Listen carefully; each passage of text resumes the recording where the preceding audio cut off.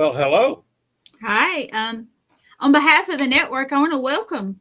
This is your first episode on All Access Network Television, so I want to welcome you, and then I'm Yeah. gonna get out of your way. So you have a Well, good I'm show, and I'm I'll be about in the as back. I'm about as excited as an old man can be. This is my excited face.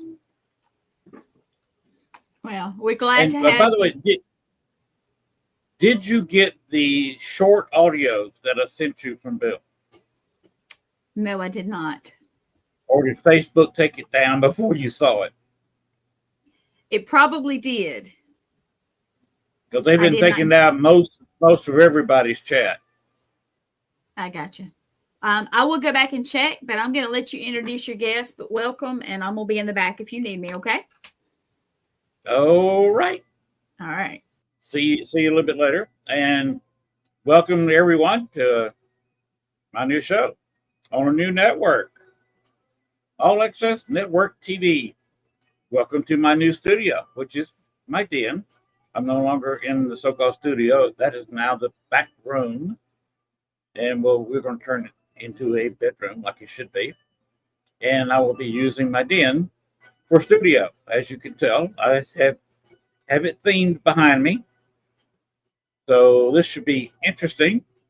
Getting everything going tonight, and to break in this brand new show on a brand new network, welcome a friend of mine, Bill Hauser. Uh, he's we had to pay tariffs to get him here.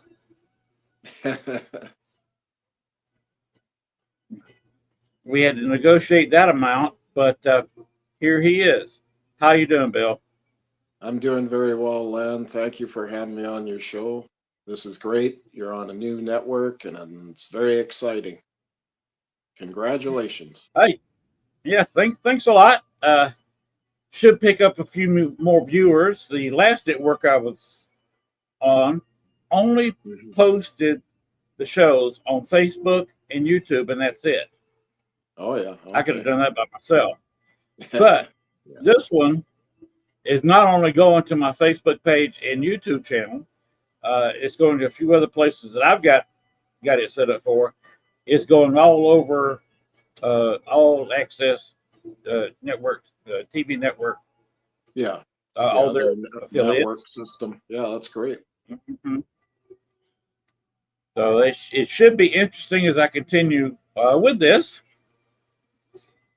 But this show is not about me tonight, or about my new show, or about these posters over my head, which are pretty scary looking in this camera.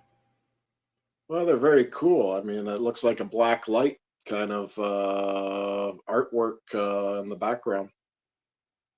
That's exactly what that is. Yeah. Yeah. It Uh, reminds me of high school if you, days. oh yeah, it reminds me of my old days when I was had this set up as a teenager, Yep. uh, sleeping like this. I had every wall covered with black light posters. Yeah. There Yeah. was so Same much here. tape on It the was, it, yeah. It was very it popular. was. Mm-hmm. Hmm. There was so much tape on the walls. My parents, after I moved out, had to paper the wall because they couldn't clean all the tape off the wall. Oh, yeah. But I've tried to get just a little bit of theme, something to see behind me, Yeah. Well, it's and got I the got little bit of spookiness there, but mhm. slightly mystery, a lot of mystery on the one side there, and yeah, it goes well with the paranormal. Yep, and of course they got all this lighting behind me. Uh, Puts an interesting light on things behind me. All that is some colored lights and a few old CDs glued to the wall. Yeah. Yeah. It looks really good. So makes it kind of a rainbow pattern there behind me. Plus, you see the screen of my desktop. Hmm. Anyway, Bill, like I said, this show is not about me. It's all about you. What has been going on in your world lately? Uh, well, I've basically been still doing ITC with the Ghost Box. I joined up back in the it was last summer with, let's see, ITC and EVP Enthusiasts Philippines. And the fellow there asked me if I would mind being a moderator. And so that's where I've been posting a lot of any little videos I do or paranormal related stuff or ghost boxes stories or other people's sessions that I may really like with some of my colleagues out there. And yeah, so it's really interesting, some of the videos I've posted. And of course, my most recent video, it hit a sore spot with myself. uh, that's a really bad tragedy that happened last month here in April, on April 26th. The Lapu Lapu Filipino Festival. It was an outdoor festival, basically around the perimeter of the school, and they had the use of the fields and stuff there. And they blocked one back street there, and that's where the food vendors were. Well, unfortunately, a deranged man came through. He managed to get through on an SUV and started hitting people and ramming them, and he killed 11 people. And then I guess there was a number of people seriously injured in that. So this area now, when I was there, I could feel a lot of the energy, a lot of sadness, and also anger as well with it, and so on. And yeah, it actually made me feel a little bit slightly lightheaded and drained for a short little while after I did my little short video there of the ghost box sessions, trying to see if I can get names coming through and so on. And yeah, I did ask some friends. I have friends that are in the Filipino community here, and I asked them about me going there, and they said, yeah, it's okay. Just keep more in the field area and don't go too close to where the flowers and the memorial stuff is. And I said, okay, that's great. And they were cool with it. So yeah. The number one is, did any Tagalog come through? That's the national Filipino language in that. And I believe some did actually come through and so on. And yeah, it made it an interesting video at the same time, but also I did get some people replied they heard killed and stuff like that, but would be part of the tragedy in itself. So again, it was very sad, and yeah, it was one of the worst, well, basically mass murders in Vancouver history. This is the ultimate in stranger attacks by, you know, an unstable man that has mental issues and so on. So yeah, it's hard to describe the words until you get there and see all the amount of flowers and stuff. It was very sad. And then, of course, we drove through on the road that was at that time blocked off. And yeah, I could really feel the energy as being a little, you know, I am somewhat of a sensitive, so I could pick up on some of that. So yeah, again, I don't know what your thoughts are if you heard that in the news back then, but I sent you some information about it. So That was a tragedy. yes, Just to put it mildly, they got lucky in England, what at Liverpool, just a few days ago. yeah, I heard about that. Similar type of attack by a vehicle in a crowded area for Hmm. a sporting event, I believe. So They, yeah, they were celebrating their championship. yeah, exactly. And yeah, And again, these are very sad. You know, my thoughts about the man that was responsible for doing it. Yes, he was mentally ill and he had a history of that. But at the same time, I think he was a ticking time bomb ready to go off at any given time. And this event just happened to be the event that he was able to do what he had to do. And the results were very tragic. So, again, you know, my thoughts and stuff go out to the families and friends there and that. So, yeah. yeah, thoughts and prayers going out to them. Uh, Oh, yeah, definitely. uh, did you get anything uh, that was obviously Well, stuff that's the not radio reference, noise? yeah, well, referencing to killed, yeah, that did come through. And of course, names came through, mainly, I think, just first names and that. So, again, some other comments were made directly at me and stuff like that. So, yeah, you could hear voices that sounded a little bit with an accent and being foreign, so in English. So those were, as far as I'm concerned, those were fairly significant. Okay. Okay. I am not used to having a producer on the show. I'm used to doing everything on my own. I don't have to. There it is. Resnick. He lives on a reservation up in northern United States. He's a great guy. Okay, that's good. Well, it's nice to meet him. He's probably heard of you. I'm not sure. I'd have to ask him that. Uh, Yeah. but he's got quite a bit of knowledge about Native American spirits. Oh, yeah. Okay. Just a wealth of knowledge about that. Yeah, Uh, I've had some experiences with doing sessions for Native people and that. So, yeah, it's been very interesting. A lot of them have been what I call remote sessions where we've done that remotely.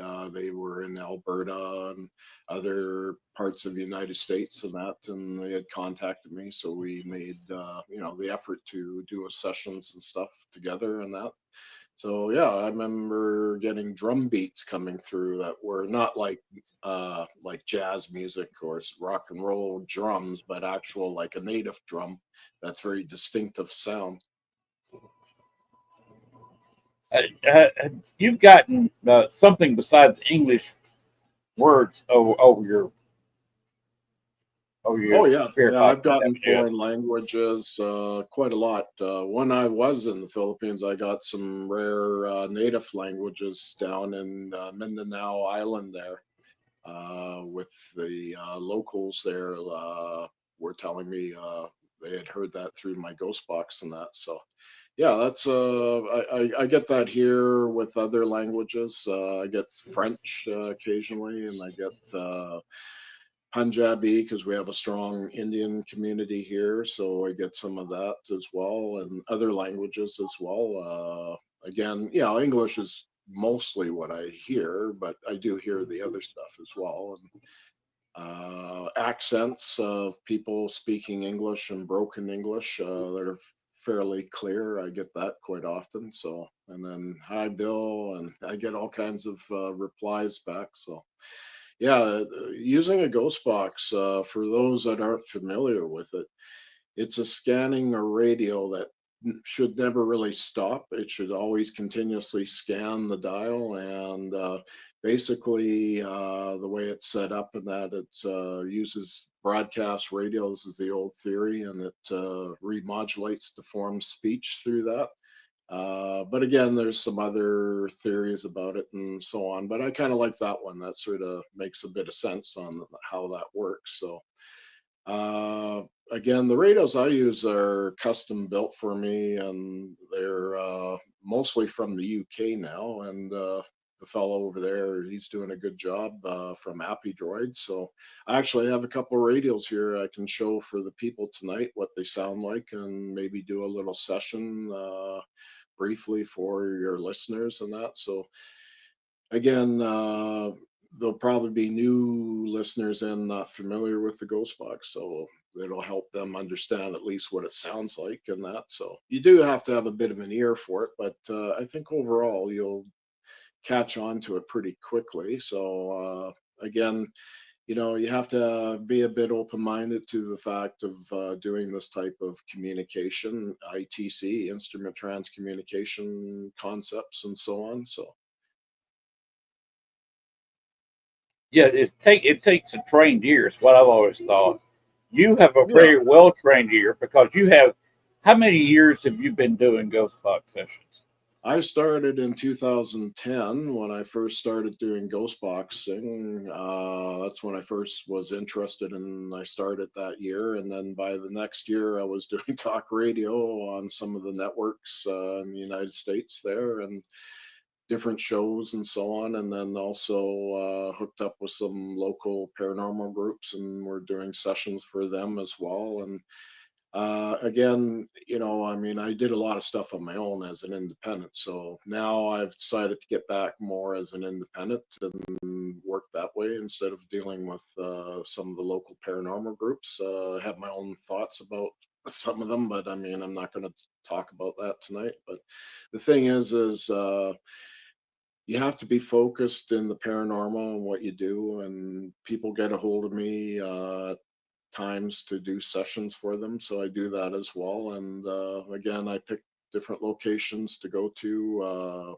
They could be old locations that have, stories behind them. They could just be a place out of randomness that I pick, and I still get stuff. So it really doesn't matter for me the location personally, but I mean, yeah, there are some places you do feel that energy, shall we say, that comes across. And I think being somewhat sensitive, I consider a ghost box actually as a mediumship tool.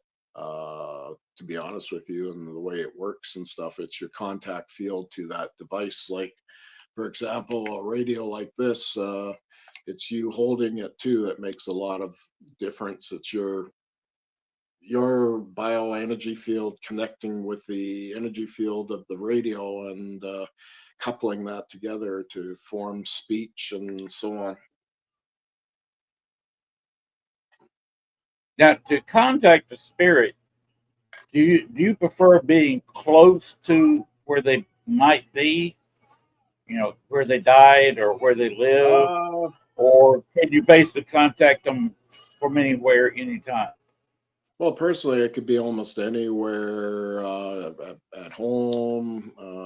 It could be my makeshift studio here, or it could be at a location that had a terrible tragedy, or it could be at a cemetery. I've done lots of cemeteries through the years, and historical locations, as well as people's homes and that. Some of them didn't know what the history was of the homes, and find out, there was a few things that were going on there. So yeah, for me, it really doesn't matter. I'm able to make that contact most of the time. Because you've got some amazing results, and it's more than I've ever been able to do with a ghost box. Yeah, Being it just honest, seems I had a kind of a knack for it, as they say. And yeah, I've seen other people, at least make the attempt to try to use a ghost box, and some of them did pretty good, and others, no, it didn't work too well for them, and they kind of gave up on it. So again, I think it depends on the person too, how they, again, the contact field, how they couple their energy, kind of thing, with the device. Pardon me. That's the important thing, how it works, really. If you were to get down to, it's like metaphysics science almost, if you want to look at it that way. right? Now, one of the interesting things I got on a ghost box last time I used one was at the Bonnie and Clyde murder site, Oh yeah. and what I got from her was "go away," and there was no way that was repeated. Go away, leave Yeah. would be repeated that often over radio. Yeah, exactly. Plus, I was out in the country. I was barely picking up any station noise Yeah. whatsoever. Yeah, you're getting very little remnants of broadcast radio. Yeah, I prefer having a radio that kind of minimizes that through its steps and how they formulate the scanning mechanisms and stuff to go with it. Yeah, there's, I mean, these ghost box builders know how to tinker with, if they're really good at what they do, how to make that radio actually work even better. So, uh, yeah, I've gotten lots of stuff in, and I've done a lot of talk radio through the years, and then doing live ghost box sessions. I did that quite a lot for quite some time, and now I still do it occasionally, and it's great.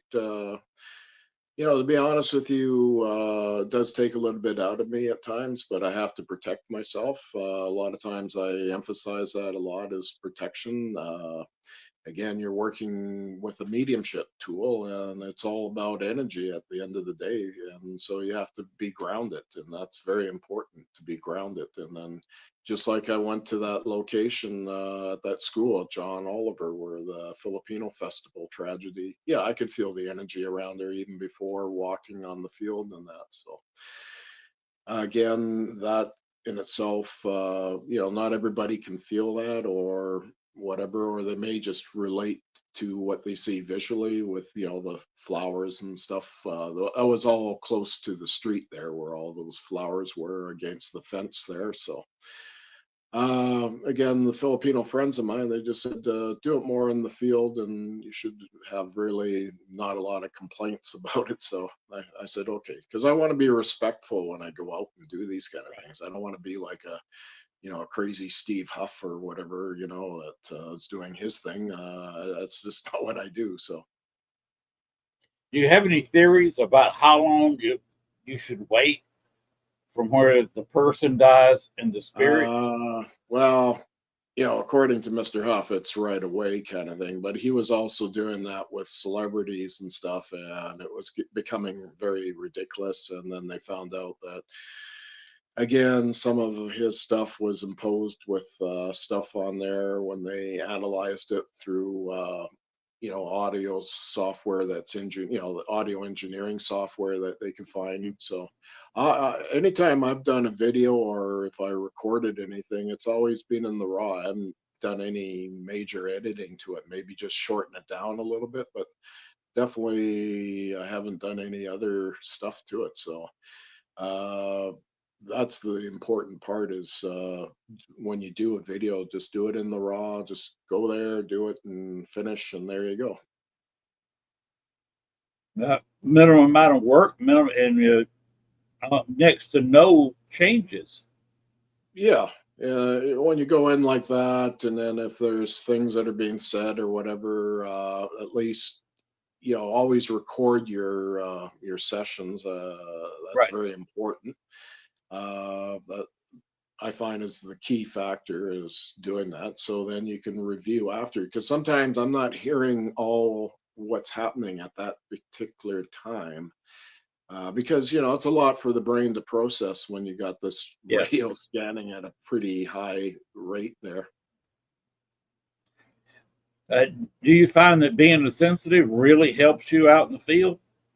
Oh yeah, yeah, yeah, definitely. And then I've been around the paranormal for close to 30 years now, well over 25 years. So ghost hunting and stuff like that. I've been with different groups on Vancouver Island and even down in the United States as well, and then in the Philippines, and of course in Canada here and Alberta and places like that. So the thing is, yeah, you got to really focus in when you're using a device like the Ghost Box because other people, while being with a group, sometimes can be affected and so on. So that's the thing, right? I always emphasize grounding and protection.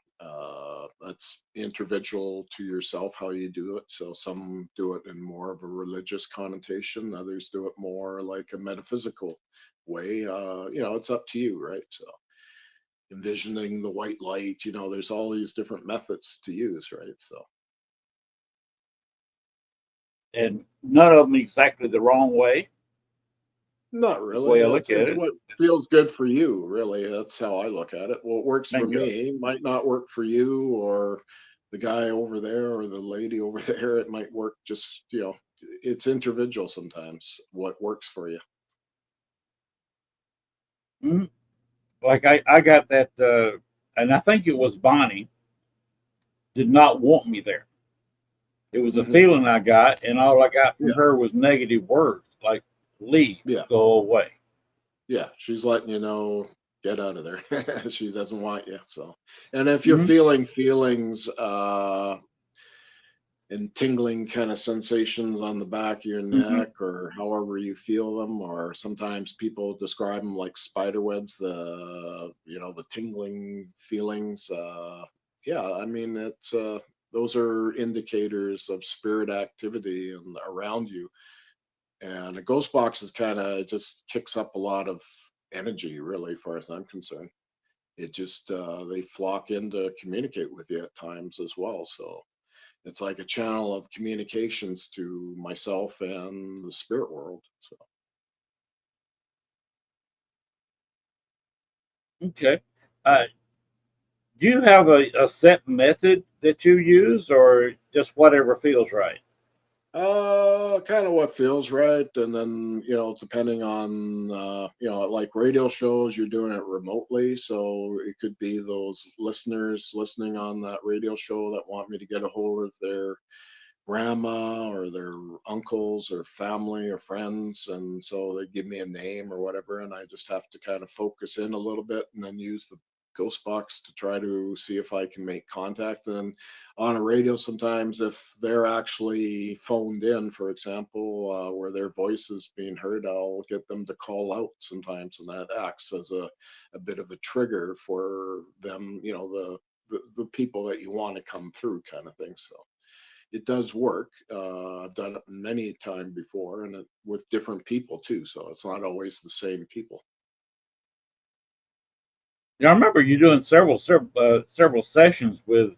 Do you remember Chris? Yep.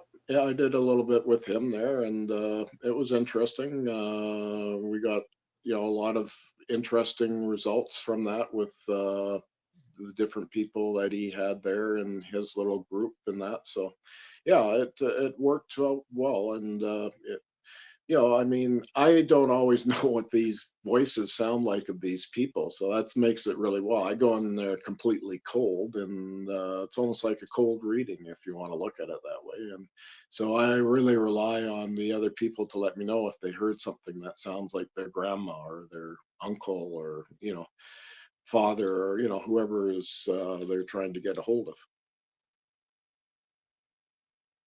Because I've been on some of them where people will post in the chat room what they hear, and Yes. sometimes you can get two or three people will post the same word because it's that obvious. But other times they're posting stuff completely different from what I heard, Yeah, and it I can didn't happen. even vaguely hear Yeah. what they heard. Yeah. Well, sometimes people things differently, and that can happen. What I hear doesn't mean what you heard or whatever. So, again, when you're doing it on a talk radio show like that, and again, you have different people putting in what they hear in the chat rooms and that.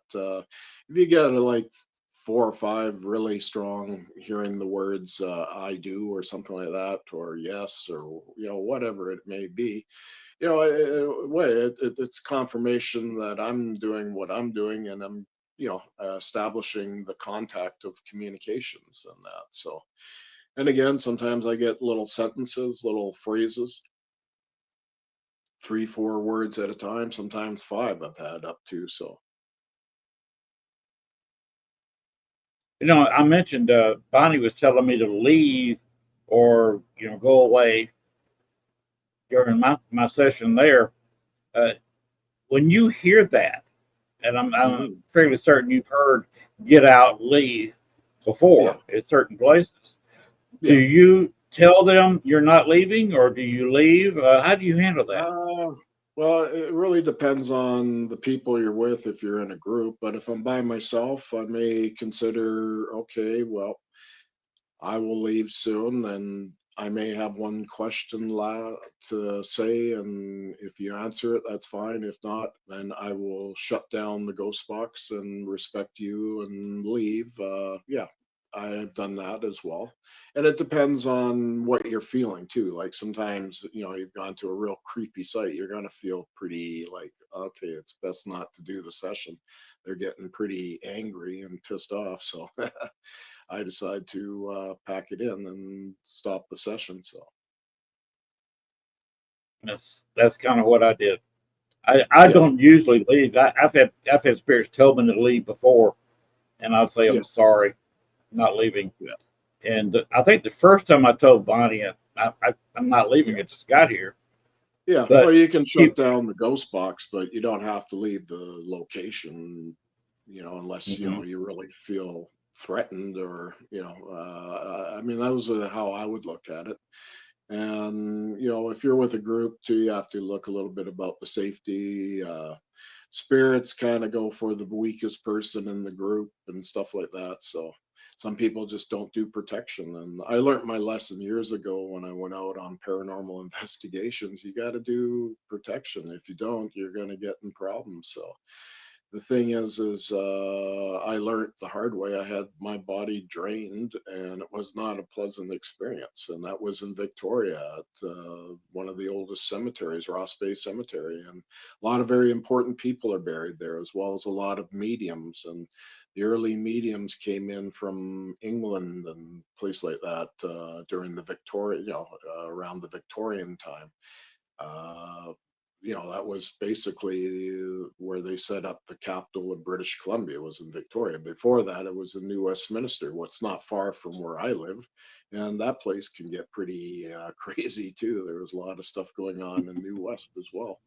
There was different institutions there with a lot of bad energy going on, woodlands, and of course there was the penitentiary there that's now it's been closed down, and basically condos all there, but there's still a few buildings. The gatehouse that was considered a heritage site, and the block building are still there, and those are done. The block building, I believe, is a medical facility now for doctors' offices and that. And the gatehouse is it's new owners there. Last time I was there was last year, so they were doing some refurbishing and painting and that. So, but there's, like a big area upstairs where they can have parties and dances and stuff. And then downstairs is the pub and restaurant and Briscoe, if you want to call it that. And yeah, so it's really nice the way they've done it and that, but still the history is there because originally that was the, oh, British engineers that were working on the roadway through the canyon. So they had their location, and so they picked New West there, and they would go up from there on the Fraser and then onwards further up to do their construction work and stuff. Being, at that time with the gold rush, we're talking quite a bit of time back in history here. Mhm. But anywhere along the wagon road, as they call it, yeah, there's people have had experienced paranormal stuff and seen ghost lights and all kinds of crazy stuff, even around where Dave Scott is, 100 Mile House there. That was part of the gold rush going through that area. So, Didn't he have a yeah, plane crash kind of close to his place too? yeah, but that was up a little ways from where the wagon road would have gone through. That's going through kind of it's a kind of like a high plateau there, and I've been up to that site there. Oh, I'm trying to think now, flight whatever. But anyway, yeah, I did a ghost box session out of the middle of nowhere, and you don't get any radio reception there at all. And we had stuff coming through on my ghost box, and Dave heard it, and that we even had this weird laugh, like kind of an evil type laugh come through just Hmm. briefly, and all kinds of things. And then I got a name, and it happened to be someone that was a passenger on the flight list. So yeah, you get these little hits that are significant enough. Again, the laugh was very creepy. I got the energy from that, and that felt really bad. So maybe that was the guy that planted the explosive in the plane. I don't know, but obviously he didn't want us to talk about it. So If he didn't want to talk about it, he had a little bit of laughter involved with it. That sounds like yeah, well, paying it's attention. probably a little deranged in his approach, but he went down with the rest of them. So it was probably like I think the police ruled it at that time was what do you call murder suicide.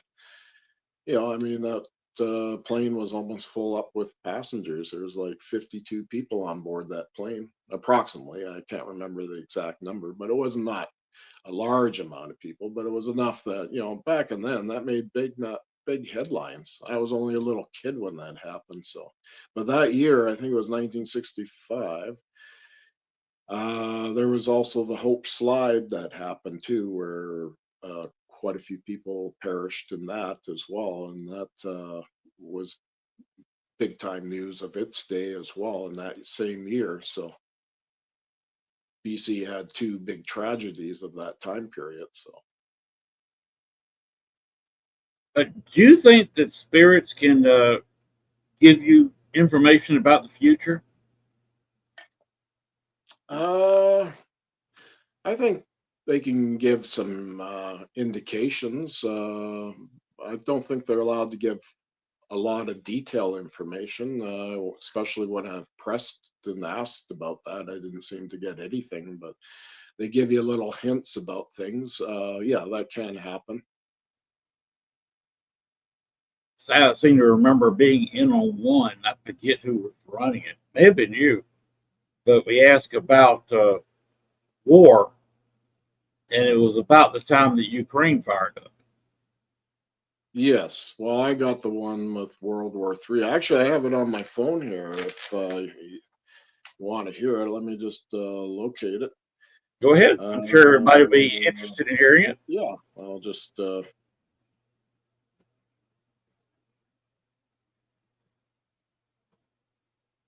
Okay, make sure the volume's up. Say something.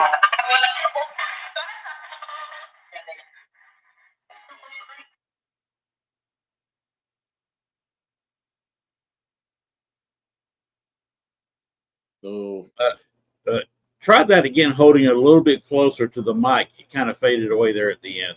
say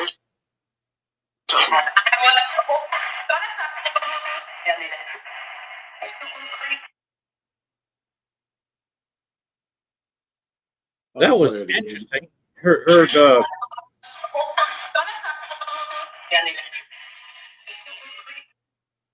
yeah, you hear it at the end. World War III, female.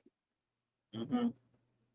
And it's scanning, pretty good clicking of scanning. That was actually done just, that was the time when Russia announced they're going nuclear and they're making their threats in Switzerland just prior to them invading Ukraine. So that was a couple of years ago now, about what, maybe 3 years ago or something like that. So, something like that, I about mean, 3 years. I asked about it many times before.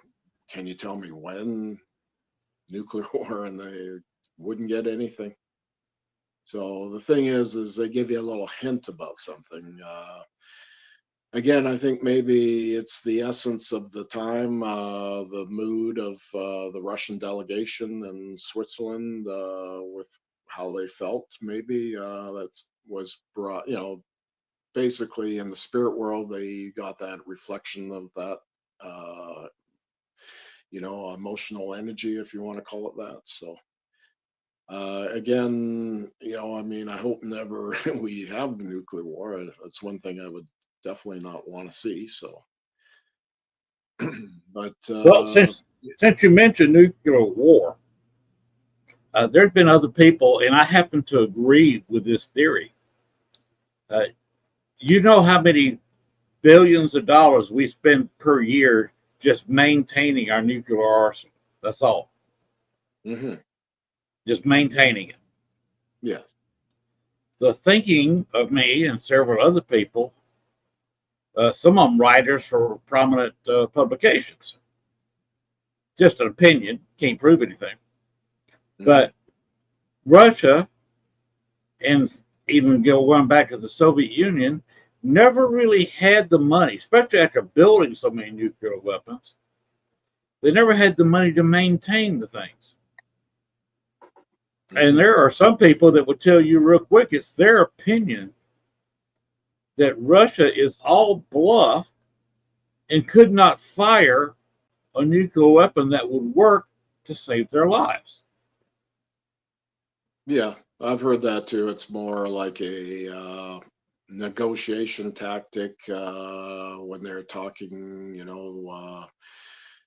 against NATO and so on about things, because yeah, they definitely don't want Ukraine to join NATO. There's no question No, about that. But no. then Russia wants, under Putin, they want to be the old Soviet Union again. So you have many thoughts and philosophies of opinions and so on about all this. So the thing is you got other countries like China that's got some pretty heavy duty weaponry out there and exploring new stuff, lasers, and that. Japan, railgun technologies. So, there's many different kinds of things they could use in that, or an EMP attack. So basically, that would, if they did that over North America, that would really screw everybody up Oh big yeah, time. Yeah.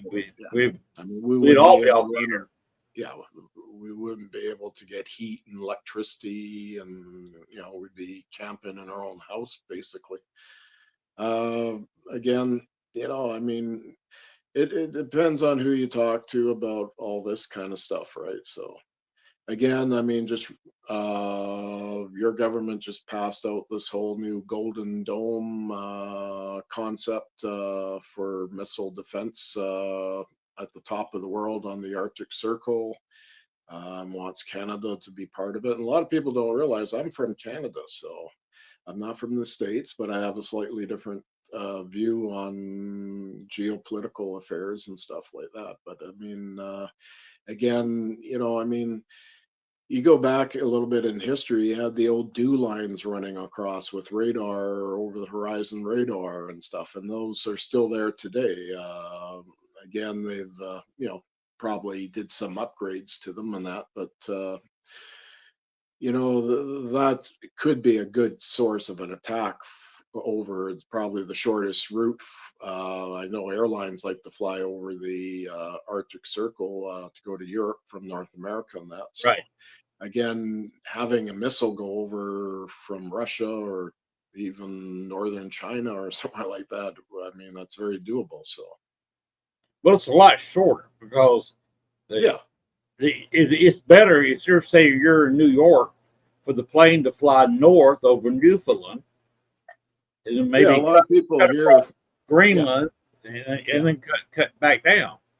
Yeah, exactly. A lot of people here don't realize when a plane flies out of Vancouver to go to Asia, it flies along the edge of the Arctic Circle, over Siberia, along the coast down to Japan. Takes about 2 hours to go by the island of Japan and all its little islands down below and that. So I've done that when flying to the Philippines and Hong Kong and that. So the thing is it's a shorter route, and of course you're going against the jet stream, but coming back you're going with the jet stream too. So air currents, all that kind of stuff. I guess I mean they take all that in consideration for a.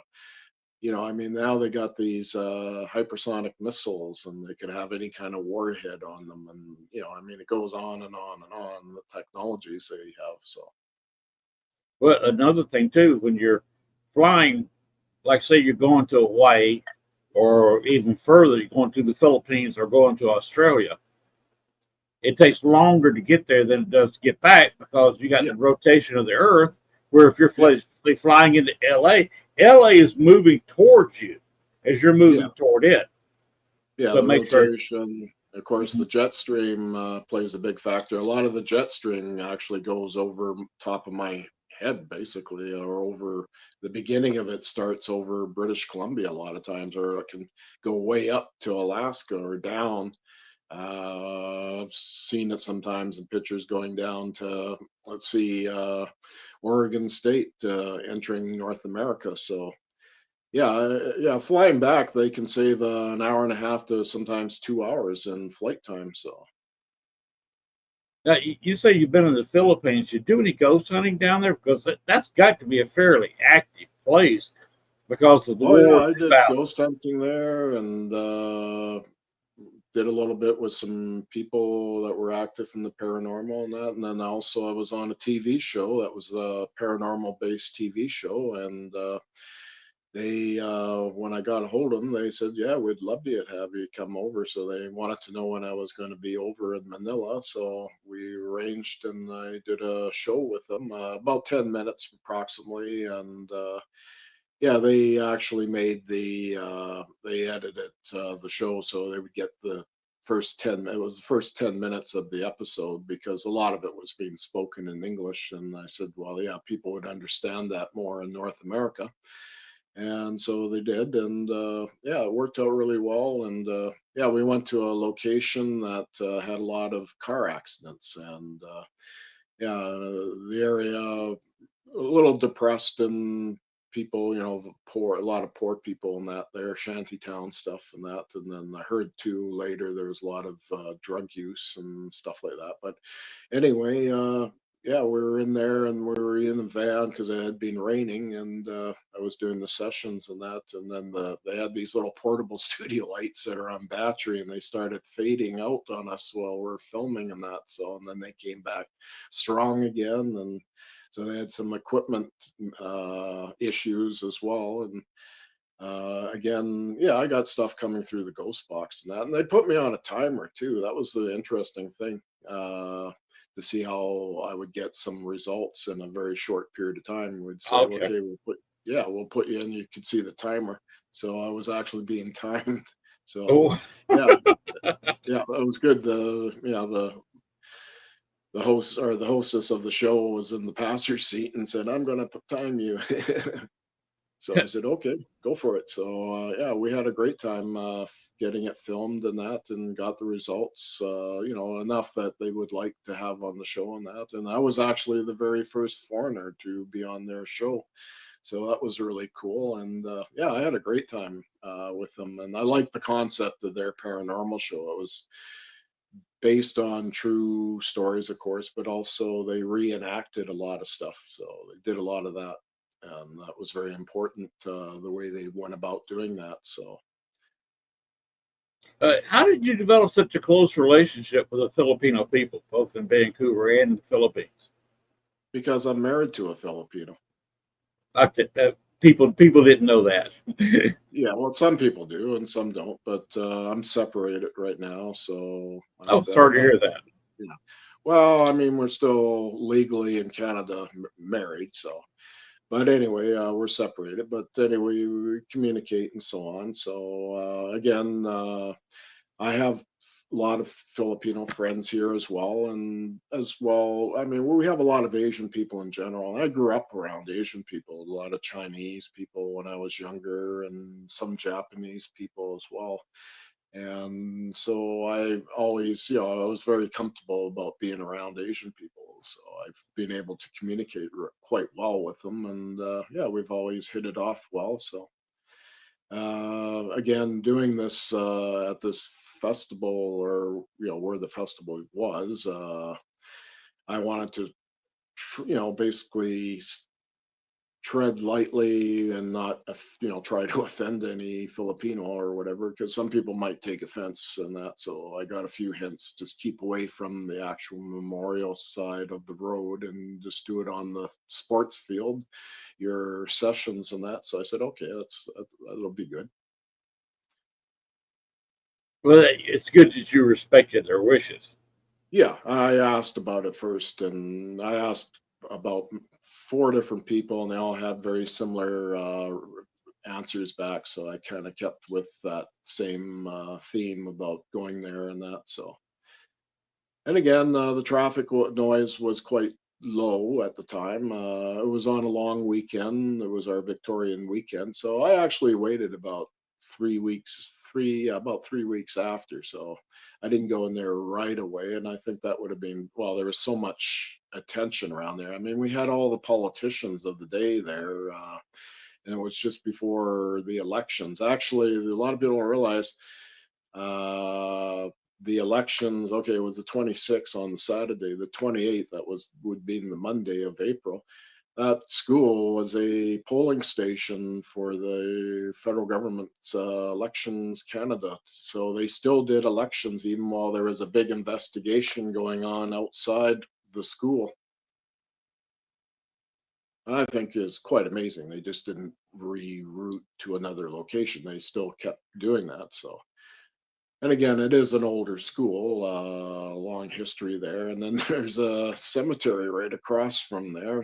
Oh So, yeah, I goodness. mean, yeah. So the area, I've been in that cemetery quite a number of times, and that's quite active in itself as or Vancouver's oldest cemetery. So again, you have a lot of prominent citizens of Vancouver buried there as well. So, I mean, that's just a little footnote of history, but again, that's the area. It's an older area of Vancouver, and that. So,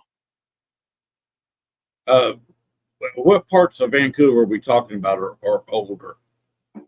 Vancouver well, being an island, basically, correct?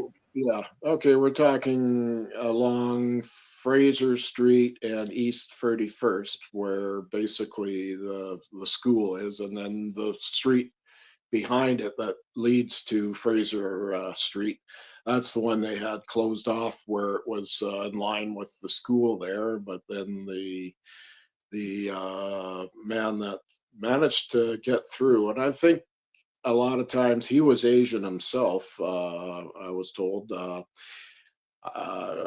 I think he was probably just waved by whoever. It might even been a police officer there. They did have police there to some degree, patrolling it, but they did their their risk assessments and everything, and they felt that they had the necessary police and that there. So again, they probably will review for future kind of events and so on in Vancouver for this, but. Yeah, the thing is, I mean, you can plan all you want, but if someone's determined to do what they're going to do, they're going to find a way. And this guy was a ticking time bomb, and that's just my personal thoughts about this individual and what he did.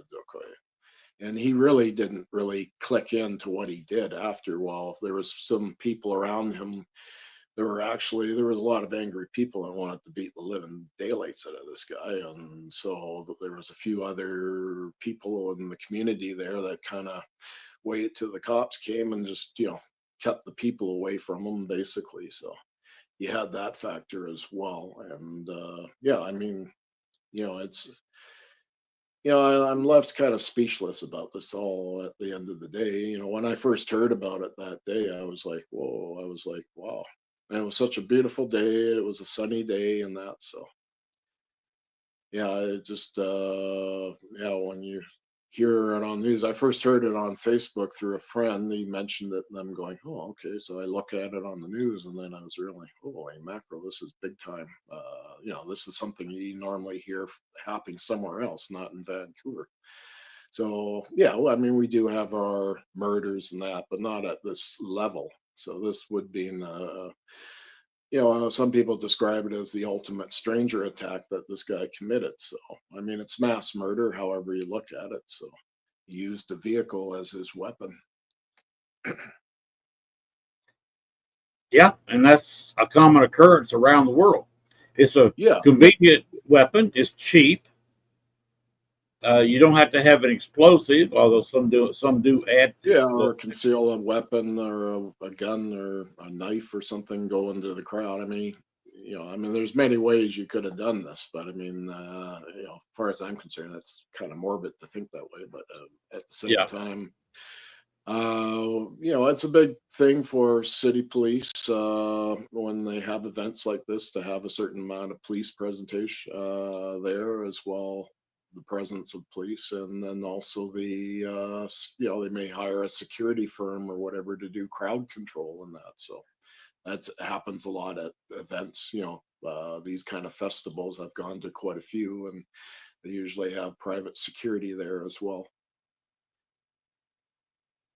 it's true. But yeah, I worked the Olympics. Remember, Yeah, so yeah, I'm that's right. familiar with how things can Yeah. change in a heartbeat. Yeah, Uh, exactly. The logistics of a lot of different agencies working together to make it safe for the general public that are attending that event. So yeah, it's a quite an undertaking for any authorities to do, no question about it. So and you got the crowds. It's a lot of energy, and that may Yeah, be you did. why you got Yeah, results there yeah, because of you did what, the '96 Olympics, if I'm correct. '96 Olympics. Yeah, yeah, in Atlantic, Georgia. Well, I actually did in my hometown of Columbus, Georgia. We had the Okay. women's softball Yeah. games Okay. Yeah. So in some of the Columbus. events were being done outside the city there. A lot of them were. Yeah. Yeah, it Yeah, was like that too for the winter games here in 2010. A lot were done up on the local mountains, but they were having problems with snow and that. But anyway, they managed to pull it off. Further up the coast there in higher country, higher elevations like Whistler and that, they had built facilities for the Olympics, and they had no problems with snow or anything like that. Of course, it was the Winter Olympics opposed to the summer. But again, I mean, doing security, they for that they had RCMP on snow, but like on the backcountry leading around the events, and they had soldiers out there and doing that, and then of course security at the events itself, on location where the spectators could see, and yeah, it was quite an undertaking. I knew a security guard that worked there, and yeah, he was telling me about some of the logistics of stuff going on at that time. yeah. A lot of people don't think about that. Logistics is a headache. If if you Yeah, don't get the well, small even my stuff done, job uh, had some relation to the Olympics at that time and other events earlier, like Expo '86 and so on and that. So, yeah, you had a lot of people traveling and that. So I worked with the ferry system here in British Columbia, and yeah, I mean, they had a certain amount of level of security for it and everything, and that. Luckily, nothing ever happened, but yeah, definitely, they wanted us to keep, a watchful eye and anything unusual to report right away and so on. So right? again, these kind of events are, yeah, you just don't know what deranged person's going to show Yeah, up, right? So and something like that, like that one over in Liverpool. yeah, Yeah, yeah, that that's almost like a was a local copycat. guy. He was Yeah. from the neighborhood. Hmm. He may have just got angry because he couldn't get to his house or something. I don't know. Yeah, something said at this, the person, he kind of went off the deep end, and this is the end result. A bunch of people die, and a bunch of people are seriously injured. With rehabilitation and long time of healing and so on. So, and of course, the emotional healing never really goes away. And then even some of the witnesses, they've been reported with post-traumatic stress because they actually Right. saw this take place with this guy. One witness described the sounds of the vehicle hitting the people was just horrifying. It was a big sounds of bang bang, and it was just screaming, everything going on and that. So yeah, post-traumatic distress happening with some of these people there Mhm. as well who attended this event. So you have a lot of collateral damage in one way or the other going on at these kind of events when a serious thing, a serious incident like this happens. So Do you believe that water can store this kind of energy? water. Yeah, it can actually collect a little bit of energy, and when you actually go there trying to get voices over a ghost box, it's a little bit stronger. The spirits are stronger, got more energy because they're there with water drawing in on that energy. Well, I do believe in underground streams, and that definitely adds to the feeling of paranormal activity, especially like a cemetery, and they find out later it has underground streams and everything further down. So yeah, I mean, well, a good part of Vancouver and Metro Vancouver area has even where I live, there's underground streams and stuff and that, and water coming up out of nowhere kind of thing. And so, yeah, springs are happening here. So, Uh, We had been at it for a little bit over an hour. Uh, I was going to try to hold it 90 minutes or so. Plus, it's getting kind of a little bit late. Uh, did you want to do a ghost box session or not? If you don't want to do it, I that's could do fine a with me. demonstration just Okay. so people can know what it sounds like, a ghost All box. right. And again, yeah, this is.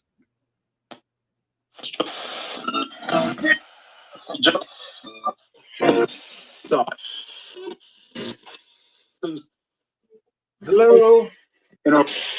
How are you? You wish to talk to me? You don't have to worry. I'm on a radio show. You might know somebody out there. How many active spirits are around my area right now?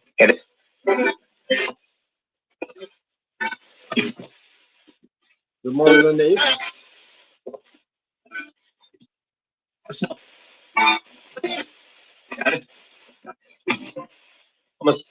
You don't have to worry. I come in peace. Can I get a name? Is it possible to get a name?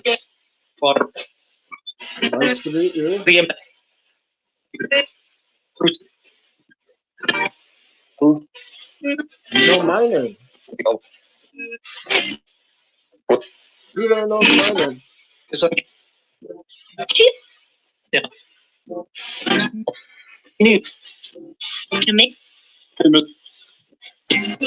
Are you around here right now?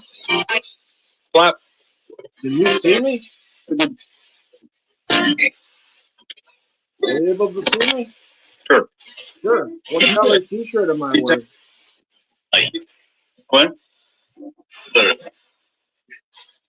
Did he just say Gwen? Probably. It happened pretty fast. You know the color of the t-shirt?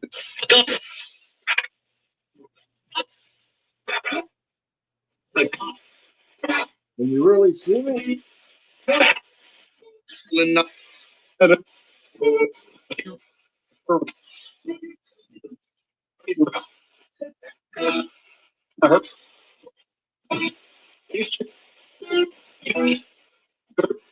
Anyway, nice to talk to you. Okay, that's that ghost box, and then I have a little bit different, made by the same guy, but from Okay. Droid from the UK.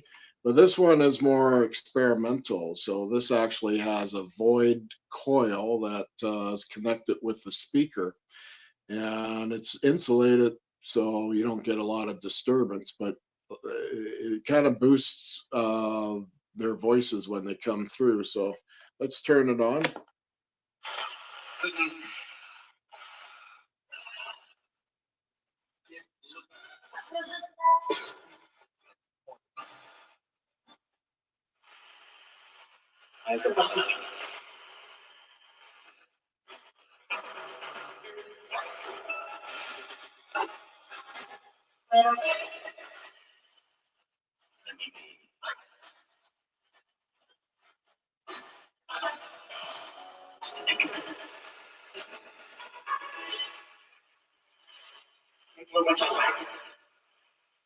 Hello.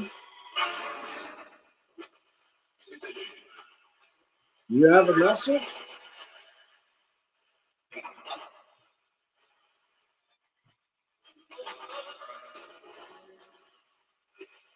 Who the hell wants to talk?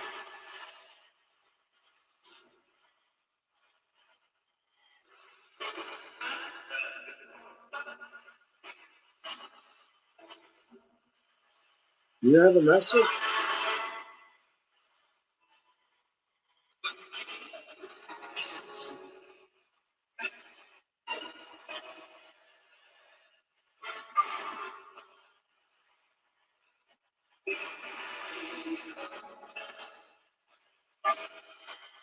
Who's this?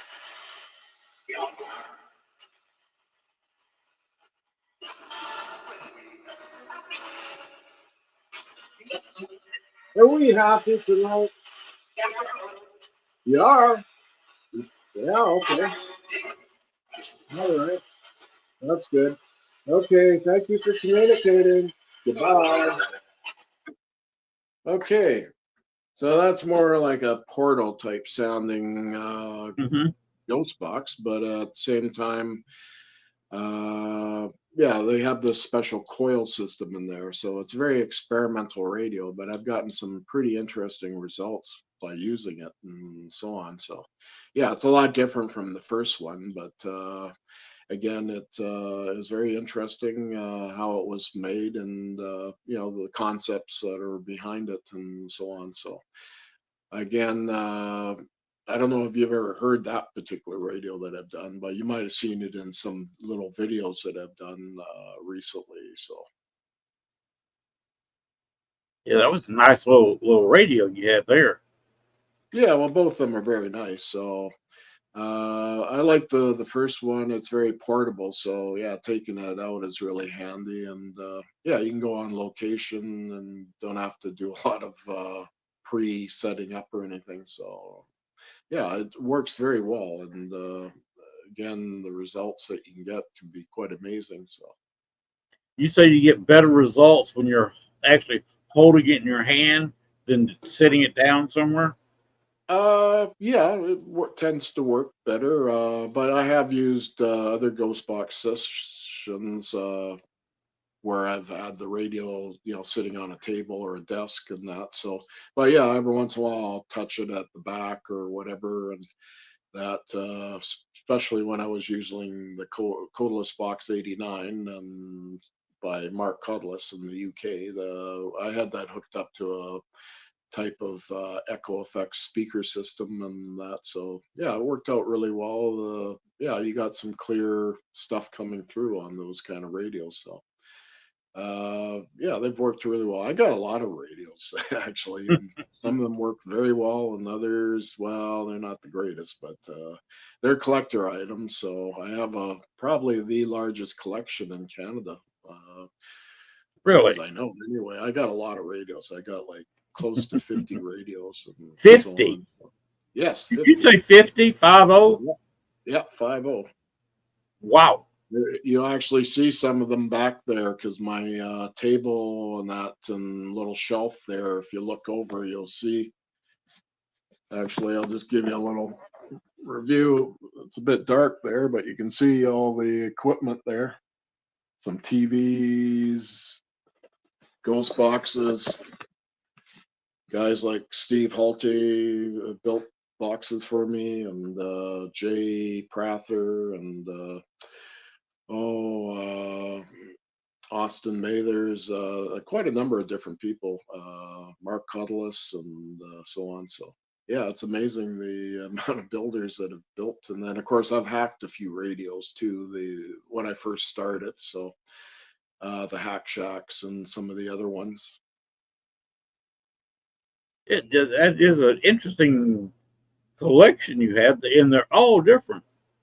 Yes, yeah, they're all different. They're, well, mind you, I have a couple of the PSB sevens, but one is actually a detuned one, and the other one is an older model. I gave away, a couple of years back, I bought a newer one, but I ended up giving that away to somebody that really needed it, so I did that, and yeah, yeah, I've actually had some radios given to me from people as well that have been converted to that, but they found them difficult to work with, so they give them to me. So, and I found, they did work a little bit, so it happens. So I know the radios that I really like and that I have a strong connection to. So those radios work well, and it depends on what I'm up to, where I'm going. I usually have maybe two, maybe three radios, and if one's not really giving me the results, I can switch to the other one if I have to. That's kind of what I do. Yeah, Uh, yeah, Again, the Bonnie and Clyde thing, I was going back and forth between Echo Box and a Spirit Box. yeah. When one got quiet, I fired up the other one. At one Hmm. point, separated them and had both of them going at once. Yeah, yeah, yeah, yeah. You can do different combinations and stuff like that. And sometimes if you're with other people, they bring some of their equipment in and some of their ghost boxes and stuff like that. So Yeah, you can.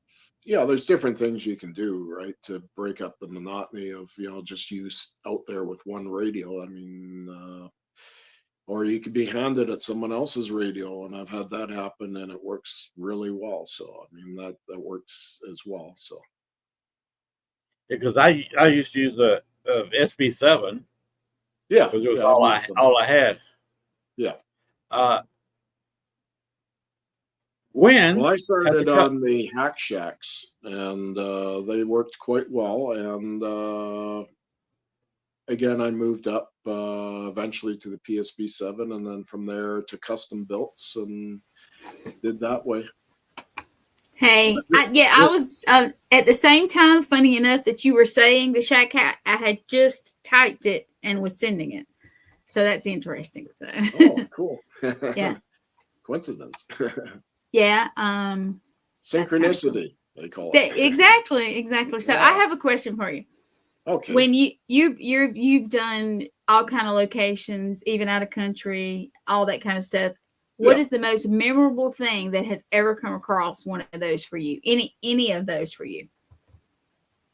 Well, here in BC, I would have to say the old courthouse that's now the art museum down in the basement.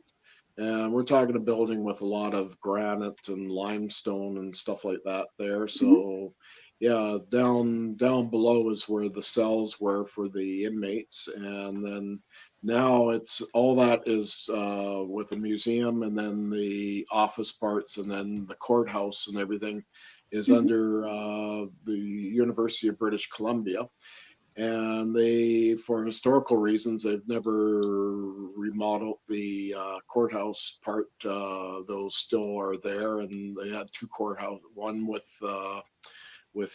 jury and everything. So all that's there, and they have a piano in there, and they use it for piano sessions and stuff with their music classes and so on. But Yeah. it's all very much original there. Even all the hardwood, everything is still all there. So Mm-hmm. yeah, it's interesting. I got some pretty cool stuff down in the basement there when I was there. I was with a group at that time affiliated, so that he managed to get us in there. So it was really cool. That was like a high profile Mhm. case, and it was a lot of fun. Yeah, Nice. there's in the Philippines, there was some locations we went to that are historical, like the fort. The security guard let me go down the tunnel on the side of the fort there, where they had storage areas back in the day and stuff Mm-hmm. for weapons and explosives and stuff like that. And there was an office back there for one of the commanding officers, during the Spanish rule and that. So I got to go down there. But again, that was a lot of cobwebs and that. And I did get bit by a spider, but luckily it Oh. wasn't poisonous. Oh, Yeah. well, that's So being in a tropical country, you always got to be careful of all these little critters and that. So. But anyway, I was fine, and I was under observation for a little while, and I found that there was no ill effect. So I just that's grabbed the good. spider, and they said, "No, I don't think it's going to be any problem for you." So it was just a nasty little bump for a while, and it went away. So There you go. a little bit of calamine lotion on it, and it was fine. Yeah. All right. Sorry, Lynn. I didn't mean to interrupt, but I No, like I think to that's I like I got to see. Yeah. yeah, yeah. The hack shack, and you're doing one. You're I know hacking I it. was So typing.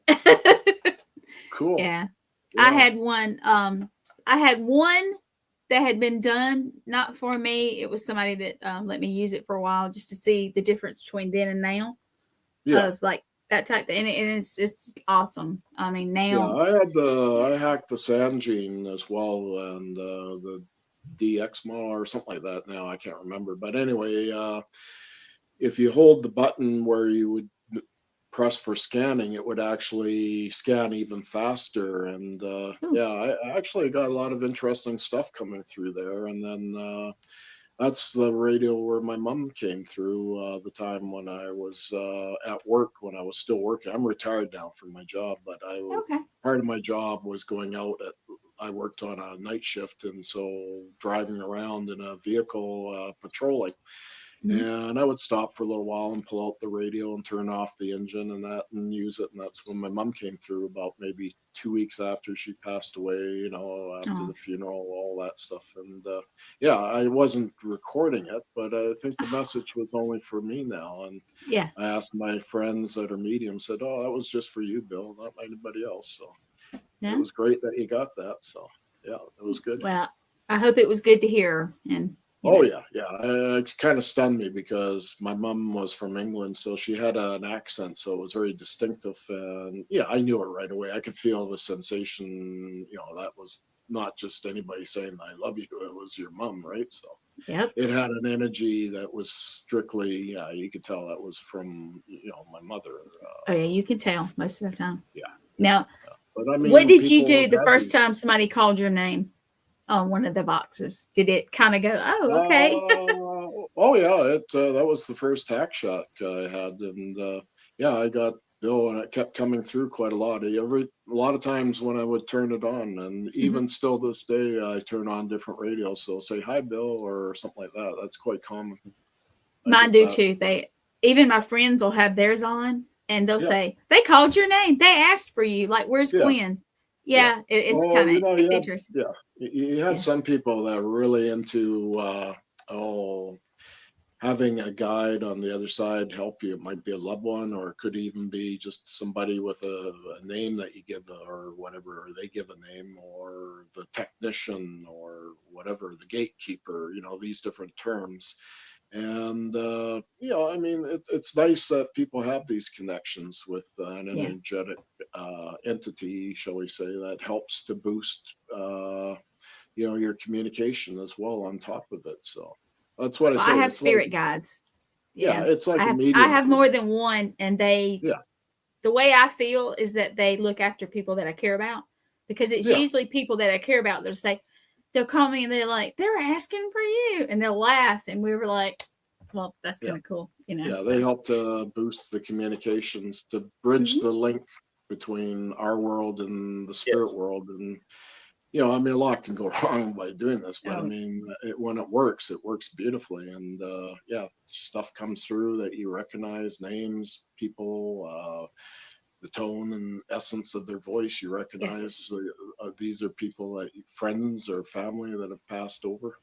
Yes, it's awesome. Right. All right, Lynn, I'm sorry. I didn't mean to take over. There's a couple things that I like to hear, so you do your thing. But before you go, Gwen. Yeah, I'm here. While he was using one of the ghost boxes, I could swear I heard your name said. You did. I heard it twice, and I was like, I'm not gonna say anything. And then it did. They usually do. So yeah, well, that's good. It's just a thing. There.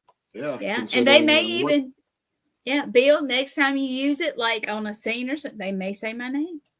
Yeah, that's good. And now, I will tell you this. Whereabouts are you located in the United States? I'm in South Carolina. I'm a little country girl, so with a southern accent. I'm way over here on the north, or the Pacific Northwest, up from Seattle and in Canada. And so you got that long distance. So remotely, that's pretty cool when you get those kind of connections. It is. Now, we'll tell you this. You were talking about the Philippines. My best friend's mom, who was my second mom, I wear her ashes every day. She, her father was from the Philippines, so she was half. Oh, okay. Or basic. So he may have not been 100, but she was basically half Philippine. And she died not quite a year ago, but she was my second mom, and she was a little Filipino lady, and just as sweet as she could be. And so. Yeah, they're very sweet. The amount of Filipinos I've met, they've all been very nice, very kind-hearted. So most are. Yep. Yeah. So anyway, Lynn, go ahead. I'm here. I'm not going to go anywhere because I know you're going to cut it off in a few minutes. I'll quit taking over now. Okay, that's great. That's all right. Break in anytime, Gwen. Okay. Yeah. She's just a little innocent Southern belle. Well, my horns hold my halo up, so it's a joke. It's a joke. Yeah. Actually, it's not. Yeah, well, it depends on the day. How about that? Depends on the day. So, This is true. yeah. It is a great pleasure and an honor for me to be working with you, Quinn. Thank you. I was looking forward to it. So we waited a little bit for him to finish up a couple things and yeah. So but it'll It's get first bigger time and meeting better. you, Glenn, and Yeah. it's really nice to meet you. You're a wonderful person, and yeah, Thank you're you. doing the producing behind the scenes and that. Well, Yeah, I have so my own show also, and I'm on several other shows. yeah. So I'm in front of the camera more than I'm not.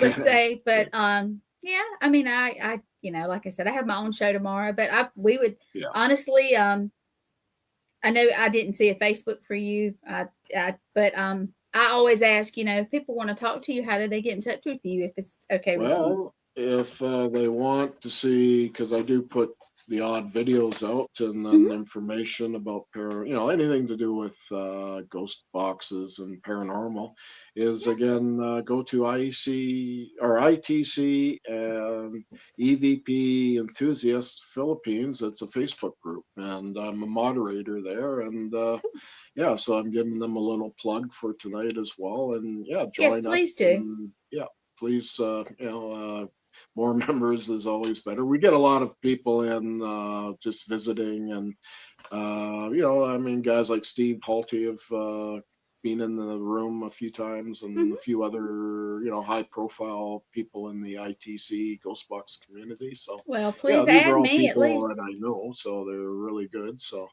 yeah, please add me, and honestly, I'm sure somebody else on our network would probably want to have you on, if you're ever willing. Yeah, I'm more than willing to do so. So That'd be yeah, I like awesome. to do radio shows occasionally, and I may even want to get back to doing once a month or something like that, a live ghost box session with the audience and have their Keep us in mind. participation. Yeah, keep the network in mind. We love doing different stuff, and Yeah. Yeah, I appreciate it. And Lynn is going to say, "Quit talking, Gwen. Quit talking." Well, Len there knows me quite well and knows, the number of shows I've been on and doing exactly that live ghost box session. So that and That's how cool. people have really enjoyed it. And, I mean, I've enjoyed the people giving comments, and, I've gotten a lot of great people, behind the scenes giving me encouragement and stuff. So it's good. There's times when I'll take a little break from it and then get back into it again. So Yeah, now I'm looking at maybe doing a few other things, combining that with Ghostbox. So I gotta gotcha. kind of see if that will work well in that. So, but I won't let on to what I have in mind yet. Oh So, no, but but anyway, we've it'll had be good. Austin Maynard on several times on the network, and Oh we yes, I actually know Austin. Yeah, he's a have great you guy. seen his illumination station? I know you The do one where more. he puts his hand over Yeah, and we all the have light. one of Yeah, those. yeah, The I've team has actually one of those. posted it. Yeah, I posted it in that chat room there from the Philippines there. So Yeah. Well, we have one of yeah, his older inventions that has the little TV up top. yeah, And I can, Austin, I'm sorry if you watch this. I can never remember what it's called. I can't, but it's nice and we love it. We had to get ours worked on because we had a little bumpity accident transporting it, but he sent it back even better. So yeah, Well, he's these awesome. guys know how to twig electronics, Mm-hmm. so they work well for paranormal. And yeah, I've known Austin for a while, and yeah, he's teamed up with Jay Prather, who I know quite Yes. well. And yeah, these guys are cutting edge on what they're doing, especially those two right now on their stuff Oh yeah, that Jay and Austin are doing. they are awesome. He is brilliant. All right. Lynn, you do your thing. I'm gonna shut up now. I'm gonna just sit here for a minute and listen.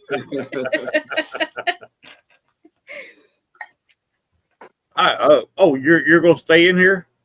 Yeah, I'm gonna stay in here a few minutes because I know you said you were gonna end in a few minutes. And Well, I got unless to you get in want the habit of working 90-minute shows, and I don't know how late you want to stay up tonight. Bill, if I you don't got know how long. I don't know how long he wants to go. I'll Bill, Well, Bill it's all still night early long. at my time. It's still early, so it's only like I tell you what, just because it's your first night, you can have at least another.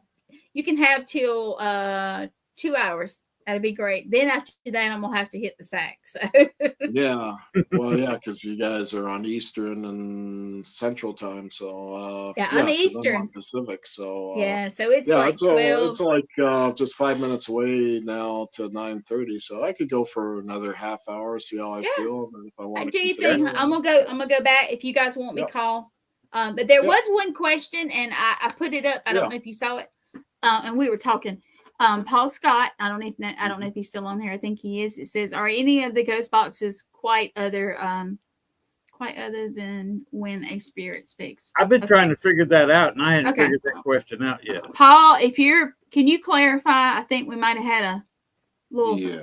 typo. Okay. Are there Well, any of maybe the he's ghost? referring to some ghost boxes are very noisy and rough, and then other Mhm. ones are a little more smoother sounding. Maybe that's what he's referring to. Right. Again, I always say every ghost box is not equally the same. They're all It's uniquely not. different, and Right. from hacked ones to custom built ones, like what Austin does, Mathers, or Jay Prather, people like that do. Yeah, I mean you can try different things to work with a ghost box too, right? Mm-hmm. So again, it's still a radio at the end of the day. That's what I keep emphasizing to some people. It's just being tweaked so we can better communicate with the other Do you ever side. use the little spirit boxes? The little Oh like. yeah, Do you like the those the at all? PSP 7s. Yeah, actually, when I first started, Mm-hmm. I had gotten one actually the next year in 2011. So I worked with it, and then eventually, yeah, I got actually just before that I had gotten the Sanjing, but I first was on the Radio Shack Hack Shack that I Mm-hmm. hacked. I got it. I had to go to Bellingham because our radio shacks up here, they were basically no longer here. Yeah. Whatever Radio Shack Canada, I think, got sold off to the source. But anyway, the I went down to Bellingham and picked this model up down there at the local mall, and yeah, brought it back and hacked it, and it was easy to do. You just had to bend a certain pin Mm-hmm. over, and voila, put it back together, and it worked. And I was surprised the amount of stuff that was coming through. Yeah, you did get some remnants of broadcast radio, but you could, generally you could distinctively hear. And then I kind of came up with the whole thought of it's intelligent response that you have to really look for. Yeah. Is it jiving with the questions and that? So that's kind of where I went with using a ghost box. And I think that it's helped people understand it a little better. Oh yeah, I have one of the little black. I think it's a spirit box. I believe it is, but anyway, it's good, but it will give you Yeah. a headache. It will give you a Yeah. headache. Yeah. It's pretty. Yeah. It's a, well, they also have a, what do you call a white noise generators in there too, to help brace in the background for spirits to use as well. So, I mean, I know somebody that hacked it where they basically disconnected the antenna, so all you got was the radio itself going, and then basically there was no reception, but you had that white noise generator in the background, and they were Mhm. still getting results from it, and they were intelligible responses. And yeah, it was quite interesting how that worked. So they actually turned it into another device, as far as I'm concerned, but it That's did cool. work, and I saw it for myself, and yeah, it was pretty cool. There is a That's cool. device out now. In fact, I had the inventor on the show just a couple of weeks ago. Oh yeah, What he does is basically a ghost box, but the thing is big. Remember the old fashioned suitcases? oh yeah, yeah, It's about that size. yeah, It's not practical to take with you. Uses a lot of power. Got to yeah. be It's plugged like in. yeah, it's something that you have to be stationary with and do Hmm. it from a table And or something he's like only that. got one so far, the prototype. And Yeah, he's not trying to sell them because they're a little bit too expensive, and he's still trying to perfect it. But he's got yeah, a software in it which makes it so big, to where the sounds from the ghost box come in, Hmm. and the programming removes the white noise. Okay, so cleans it up. In other words, the It audio, cleans it. It's an automatic the cleanup. background, yeah, the Where hissing sounds of the mhm. radio. Yeah, where it's got no vocabulary, no sounds yeah, built into yeah. it. Well, what you hear is an actual voice. Hmm. It doesn't pick up the radio. It's not connected to a radio waves or anything. No antenna whatsoever. So it doesn't pick Yeah, up all that. It just has a white noise generator, picks up voices, and then removes the white noise, where all you have left is the voices. yeah.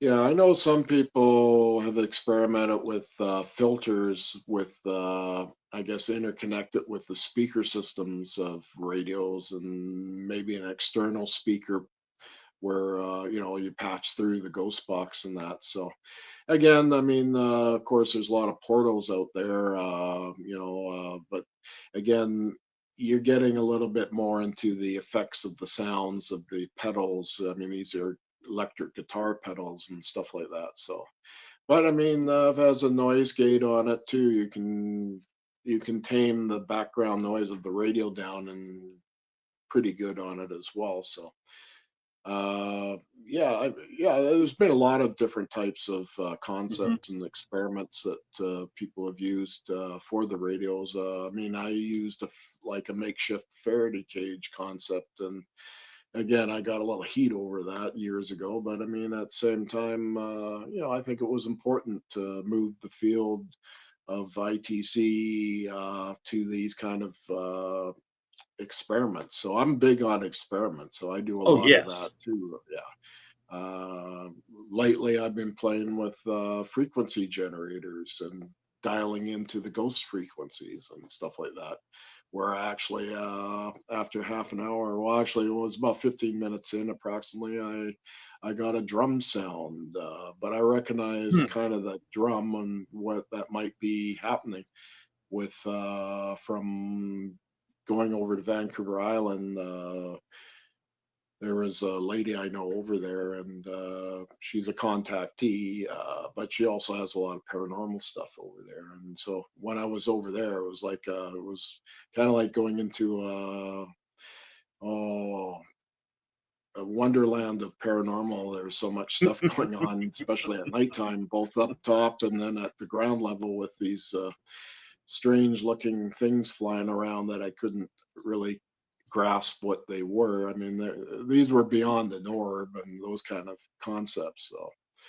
So, yeah, I mean, you just don't know, right? So, again, she played with the Rife machine over there, and that was really interesting. And I actually had a frequency on me, so that's used a lot for alternative health, shall we say, and that. So, she had one on me, so it was basically enhancing my bioenergy field. And so, yeah, we had some very exciting ghost box sessions come through and that. So, and interesting entities that came through as well, like the light beings that came through. What I thought was nice when I asked them who you were, they identified themselves. So, and then they told me they loved me as well. So that was good. So, you yeah, you never know what comes through the ghost box at different times. And you never know what's going to work to Yeah, get voices. yeah, yeah. I've Sometimes, actually had people say, do you have control of the ghost box? And I said, no, not really. It's whoever or whatever entity decides to come through to let themselves be known. So yeah, I really don't have that control. So I don't think I would want that. I would rather just let it randomly happen and then be able to communicate with that entity after. So yeah, it really, I mean, the ghost box is so unique in itself, right? So again, these frequency generators, yeah, they are actually more for it has the element of the Rife technology in it and that, but also it has a coil type thing there, so you could actually put, like, say, a crystal or your your vitamins on there, and it could infuse a certain frequency that would probably help the vitamin work better. So you have all this. So again, that's almost like biohacking kind of concepts, and I mean it's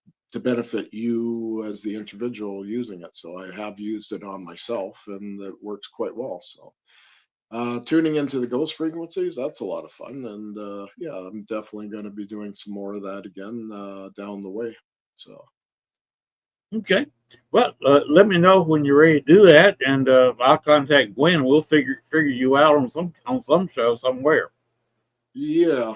Well, a lot of times when you're doing that, you only, like in that case, I did a half-hour session and it came through about midway, about I think about 15, 16-minute mark. So it was just a drum sound, and yeah, I recognized it. And the nice thing is, I did it in the afternoon when where I live, my landlords, they were out working and so on, and the next door neighbor, they were out, their kids were at school, so it was a very quiet time. So there was no other people in the house, shall we say, and this all of a sudden this drum comes through, and I recognize that drum sound. It was distinctive. It's like a native drum, and it's a hollow type sound. And that was what I was hearing on Vancouver Island. So when I got a hold of my friend, she heard it as well, said, oh yeah, that's almost like what I hear quite often here. So she said they were communicating with you through this, so it was great. So again, it's all very experimental, but it offers some interesting avenues for research, no question about it. So, and anybody could do this, really. I mean, you don't have to be some kind of scientist or technician. I mean, you can easily do this. So again, I've been using that frequency generator a lot on myself, as just for my own personal health and stuff like that. Like I've had a lot of problems with back problems, so I'm using it for pain management, and it seems to mitigate a lot of the pain that I have gotten. So yeah, again, it's acute pain as well as chronic pain as well. So you have the two different medical terms of what pain is. So Yes.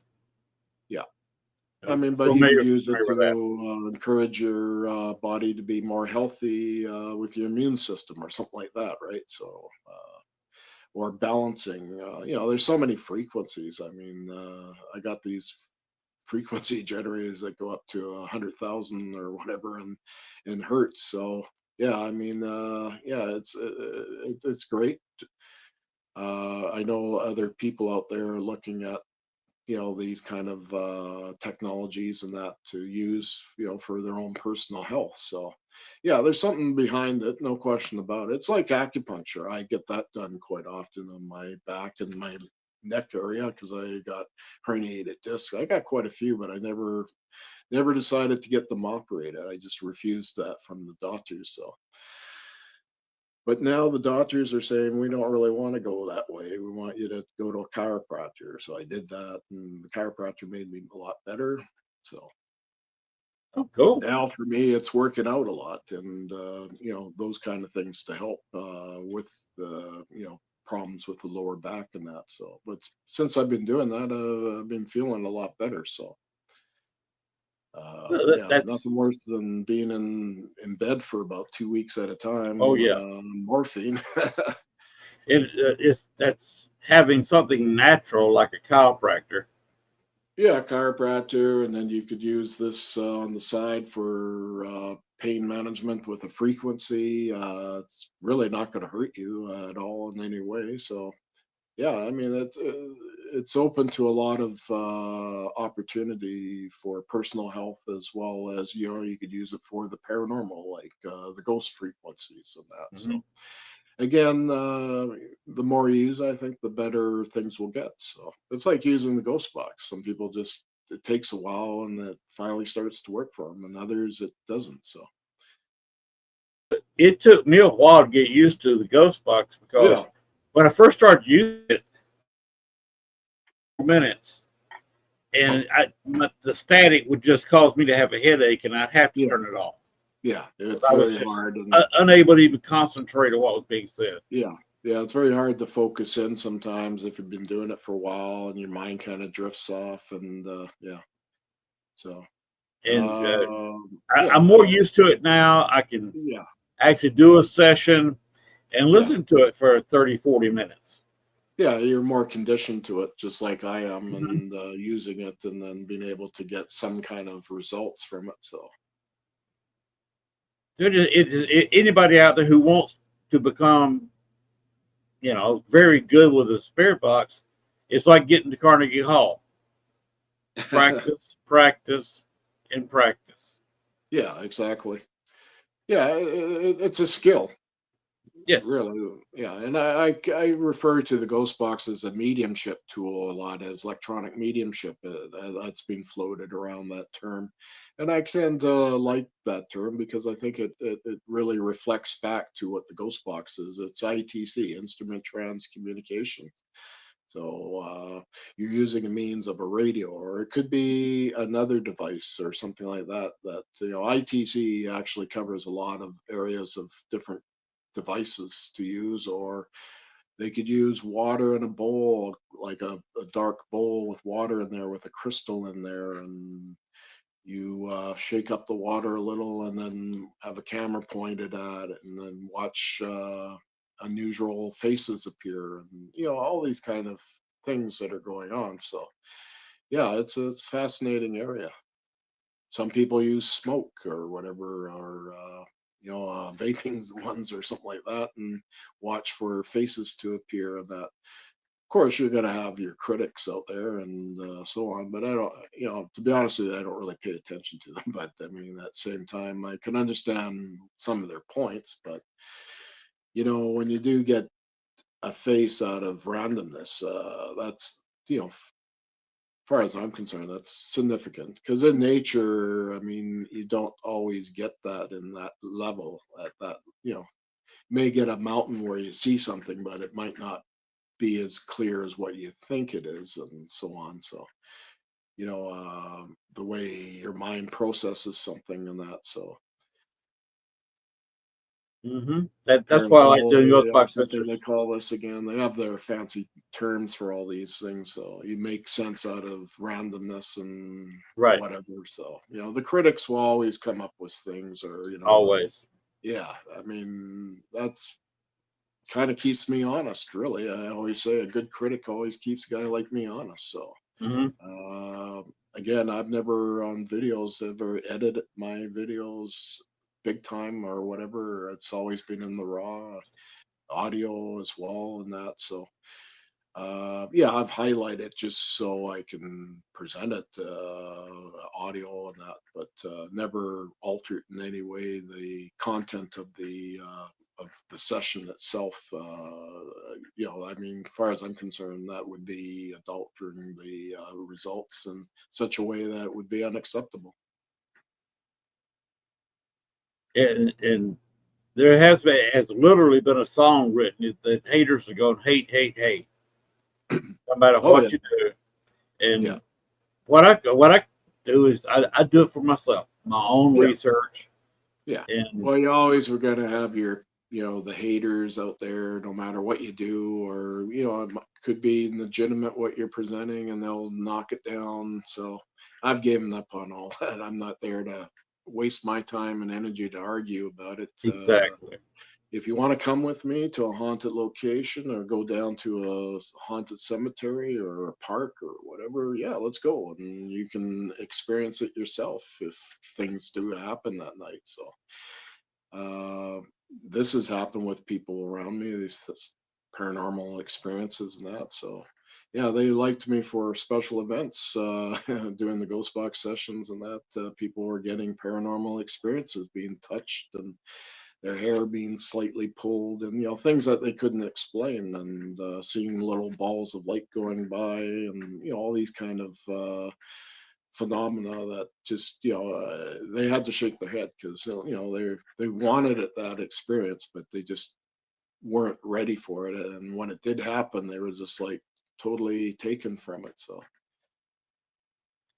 A lot of paranormal experiences, you don't know what's going on when it happens. Yeah, it Uh, sometimes it may take a while for you to really realize that was something that can't be explained, and then other times, I mean, there are legitimate things that can happen, especially in houses and that creaking noise. All these things need to be taken in consideration. So wiring certain areas. You get some hot spots of electromagnetic energy that's being produced, like through electrical systems of the house wiring and that right, are more stronger. All these kind of things. Fear cages. They have all kinds of names in the paranormal for these things that happen. But yeah, too much exposure to EMF fields can cause you hallucinations. I mean, that's right, scientifically proven, so that can happen. So,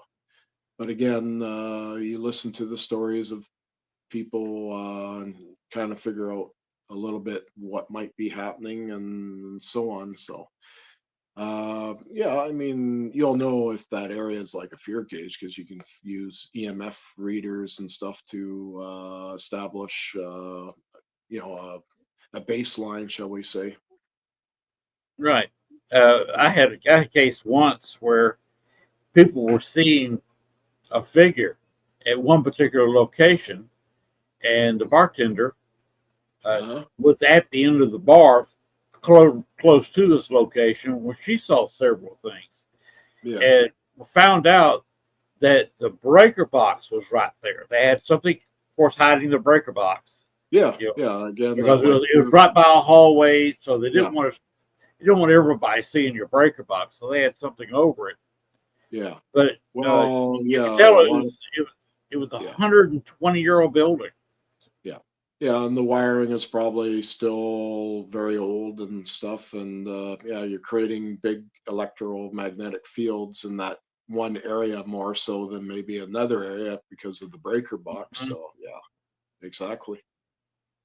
Yeah, but I saw back before I left Georgia back in 2001.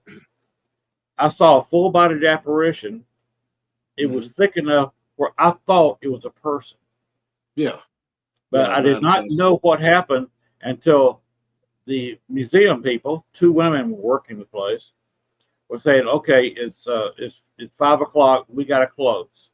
And Hmm. I was already walking the general direction of the door. Yeah. I said, "What about the other guy that's here?" And they said, "There is no other guy." Yeah. They said, "When you came in, Hmm. nobody came in after you. In fact, Yeah. nobody had been here for some time before you came in. I came in the middle of the week, slow day, on Yeah. purpose." Uh, I said, "I saw a guy in there watching the movie with me." And of course, they didn't want to talk about it after that. They said, "I don't know what you saw." Well, it's probably their resident ghost, but yeah, people from the public are seeing it and so on. And yeah, I mean, yeah, seeing full body entities and that kind of thing. I have seen some of that myself as well and experienced some other paranormal phenomena where you get a what they call like a static uh, discharge. But for me, I didn't actually see anybody. I just could sort of, when it discharged, I could kind of see a little shimmering kind of effect, Right. just a little bit like with just my naked eye, and but I could certainly hear the noise of the static being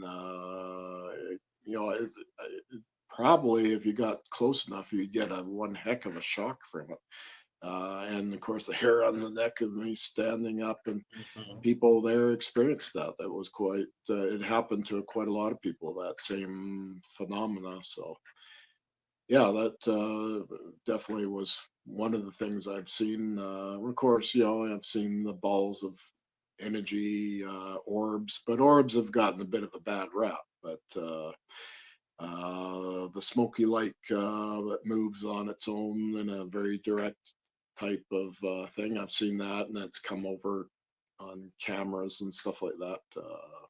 All these different little things that have happened in that. So, Oh, by the way, one thing I didn't tell you about the Bonnie and Clyde incident.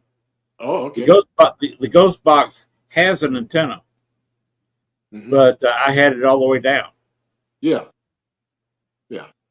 And Well, between all that you and got to me, do is really touch the knob part at the end there, and you're actually using your body to some degree as an antenna too. So uh, a lot of times when you saw me using the PSB7 on videos and stuff like that, I didn't have the antenna up at all, and especially right, when you're working in a more harder area to see and it's a little darker and that you don't want your antenna, it's going to get broken, and with obstacles around you and stuff like that right. and where you are. So yeah, I never had mine ever fully extended. I just found that to be a bit of a headache, if to Mm-hmm. say the least. So having said that, holding that antenna while it's folded up in the actual ghost box there, you just have to touch the end there, and you're using your body is basically becoming the antenna. That Right. was the concept that Jay had with a direct link. You had that little plate on the side and you touch it, and even Zach Bagan and Ghost Adventures talked about that too. I was saying the same thing prior to that because I had the earliest editions. He only made, so I think about 6 or 7 of them at the beginning, and I got one of them. I ordered one from him, and so I have the original. That's the one I used on the SOR on Spaced Out Radio with Dave Scott and in the car Okay. there, and it worked very well. And yeah, you're using your body in that, so yeah, that concept is really good. I like that. It worked very well. You had some good results. Oh Uh, yeah, yeah, Dave Scott show. I was yeah. And there. being right beside a haunted school that used to be there, that now the because the city owned that property, it's now a dog walk park or whatever it is. But the thing is yeah, that was a well-known school that had hauntings in there. There was some kids died in front of the school on the road from run over, and I think one of the janitors, if I'm correct, killed himself in the furnace Oh, room area. And, I mean, there was all sorts of things. And hmm. some teacher died going home from work from the school. I don't know all the stories about that, but her body or her spirit is seen there. Pardon me.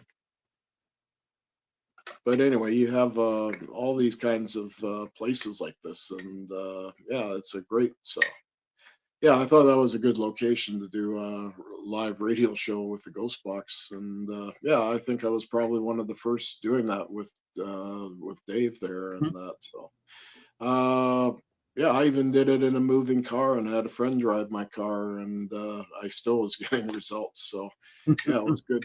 Telling me, oh, turn right here and all kinds of stuff. All right. Well, we're slowly running out of time. Yeah. Uh, you give us one more time if people want to get a hold of you, where that is. Well, they can get a hold of me through Facebook, through Messenger. I can do that. I know I got one message prior to the show here today. And again, some people ask me about, do I build and hack ghost boxes and sell them? The question is no, I don't do that. I just buy them from builders and so on. So or they can get a hold of me through the EVP ITC enthusiasts Philippines, that Facebook group there. They can get a hold of me through there or leave a message in that, so I can do that as well. And if they want to just see videos that I do and that, that's where I've been kind of hanging out recently. So and again, whatever radio shows that I'll do, I can post up there. I'll probably post this one if you give me the link and that, so it'll work out good. So All right. Well, it's posted to, uh, I believe, All Access has a YouTube channel that it's yeah, yeah, on Lee's channel, so you yeah, can always link up with that or share that to wherever yeah. you want. Well, I mean, you probably will have the link after, so you can just send it by messenger, and then from there I can put it up on that site from the Philippines and that. So yeah, people like to, some people they can't listen to the radio show at this time, so they Right. like to listen to it at a later date, and I can, I understand that. So we all have busy schedules out there and that. So Well, I don't. well, I'm retired and I'm still somewhat busy. I've still got stuff Yeah. going, and then I mean, you got family and friends too wanting to do things, so it happens. You have to manage Right. your time, and you only have so many hours in a day, they say. So I'm doing some work on the house. We are actually over the next 2 years. We'll be adding a couple rooms oh, good. and a screened-in porch uh, set up with a vent, so I can Yeah, actually do outside cooking, yeah, that's good. but keep it Oh, I out of the should. sun and Yeah, rain. yeah, that's great. I just remembered. I keep forgetting on Telegraph or Telegram, pardon me. I'm on that app or social media, and I post stuff up on there as well, and different shows of the past and stuff like that, and photos and so on. And What site yeah, is that? Telegraph? yeah, I'm on Telegraph under Bill Hauser. I'm under that too. I kind of forgot about that, so I post Okay. stuff up on there as well. So yeah, Well, so you got it in there. yeah, exactly. All right. Well, Gwen said she was going to get out of here after a 2 hour show, and we are 40 seconds from being a 2 hour show. Okay, super. Well, thank you. That's And here, fine. I appreciate it. Yeah, thank you so guys for Bill, having me on, and I'll be more it's than been happy to do. fabulous. Yep, Oh yeah. future Hey, if shows. when I drop you down in the back, if you'll hold on for just 1 minute, that'd be awesome. If you don't mind. Okay. Yep. No Okay. problem. Well, I'm gonna tell everybody good night, and I'm Yep. gonna pop you down, and we'll be out back with you Okay. in Good just night, a second. everybody. All right. I Close told your you, show Bill. out. I told you, Bill was a good guest. Awesome. He's Awesome. got a lot of information, Mhm. tremendous number of years experience, and I have seen him do online ghost box sessions. He said he hasn't done them in a while. They're fun, especially if you have an audience. They can come into the chat room like you and Lee were doing, and they put in each word that you hear. Like you Yeah. hear your name, you put Gwen in, or if you say Topeka, Kansas, if you hear that, put it in there. And then you compare notes with everybody. Yep. When you post it, because you want to put so many words in and then post. I think you're limited on the wordage in here, so you might want to. I think what is it, 100 something characters. So every now and then Probably so. you want to post that, but Yeah. it's you can do it, and it's a lot of fun because you have several different people come up with the same word.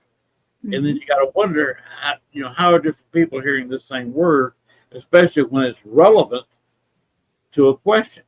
And I've seen Bill Hauser do that. That's cool. It's And very somebody cool. I saw a common friend of ours, I mentioned his name actually, that would come in specifically wanting to contact somebody, a member of his family. And Bill would dig it out, and it would mention his name or the relative's name.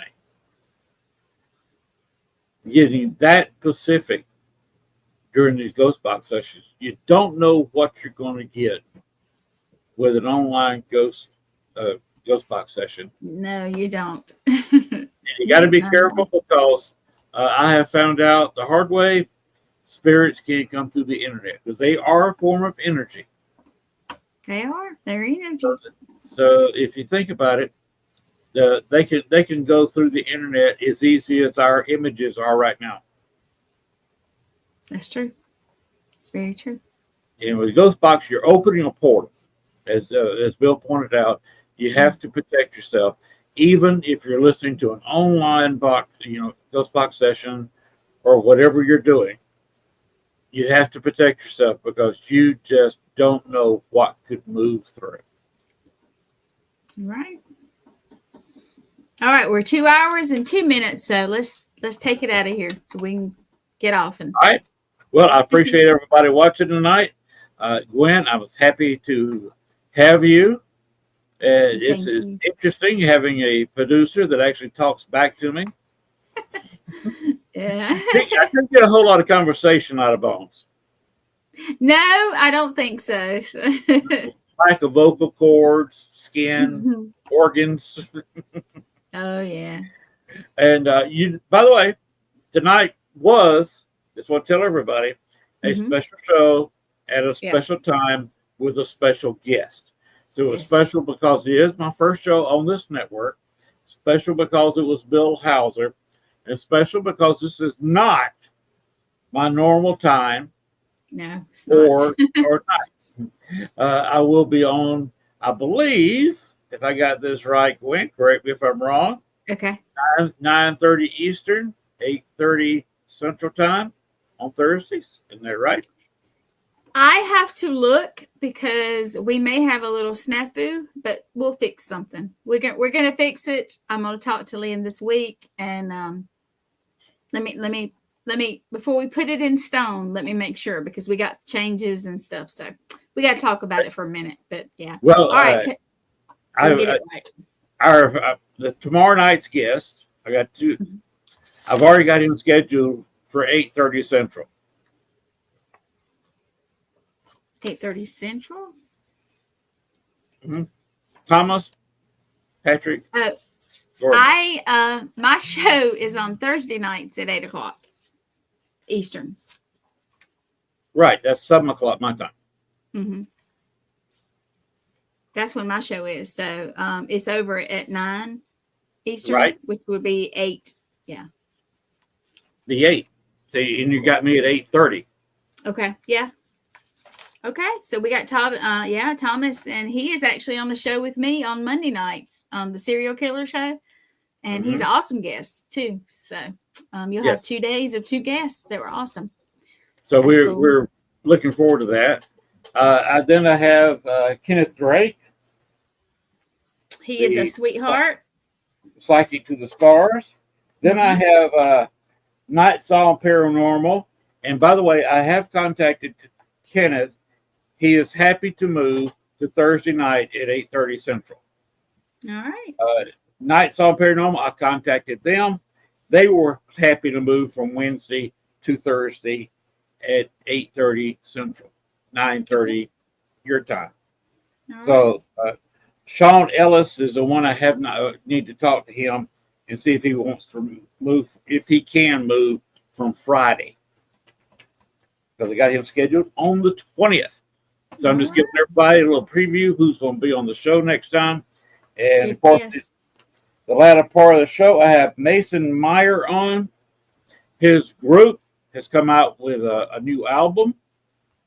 So we may get some music samples. Cool. It shouldn't be copyrighted because he wrote the things. Yeah, thank goodness. When the copyright owner is on your show, I can't see anybody having a problem with copyright issues. No, that's sweet. That's sweet. Because we have problems. We have to. That's why my music is not better than it is sometimes. So. Right. All right. So let's get out of here.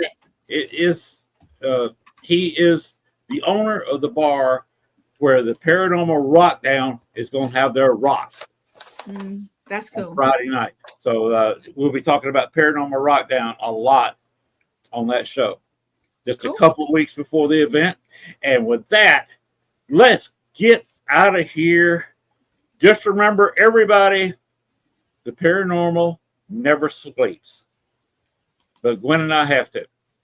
Yeah, a little bit. And I'm going to actually play this for my people at the Rockdown, if you don't mind. I'm going to play the commercial, and then we're going to get out of here. So everybody have a good night. Here we go.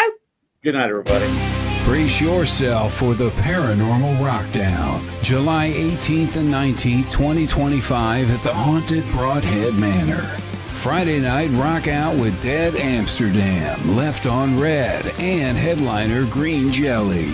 The music may not be the only thing shaking these walls. Rumor has it the spirits love a good beat. Will you meet one? Saturday, meet paranormal legends like Dave Schrader, Sam Baltrusis, and more. Enjoy thrilling workshops, tasty treats, and a live Zoom Q&A with Dustin Perry. Dive into the ultimate paranormal investigation with expert guides.